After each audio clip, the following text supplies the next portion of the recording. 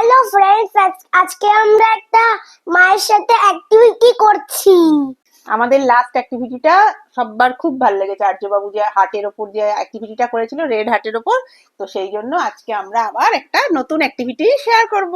আজকে সন্ধ্যাবেলা আমরা কি করছি দুজনে, তাই তো? আজকে আমরা ফিঙ্গার ফ্রেন্ড অ্যাক্টিভিটি করছি। চলো চলো দেখি। চলো চলো দেখি। আর্যর যেহেতু পরীক্ষার পর এখন ছুটি আর বাড়িতেই থাকছে সারাদিন, তাই প্রত্যেক দিন বেশ খানিকটা সময় আমি চেষ্টা করি ওর সাথে কোনো না কোনো এরকম অ্যাক্টিভিটি করার।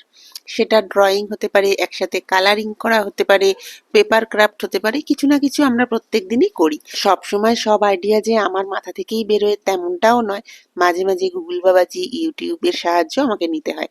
আজকে ঠিক সেরকমই একটা আইডিয়া ইউটিউব থেকে আমি বার করেছি।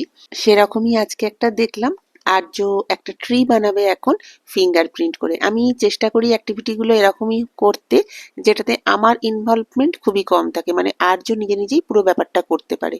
তো আজকেরটাও সেরকমই, আর্যই পুরোটা করতে পারবে, জাস্ট ওকে একটু আমাকে দেখিয়ে দিতে হবে, পাশে থেকে গাইড করবো। এই যা আর্যর ক্ষেত্রে আমি দেখেছি, ও কোনো কিছুই একা করতে খুব একটা পছন্দ করে না, মানে একা একা খেলা বা একা একা ড্রয়িং করা।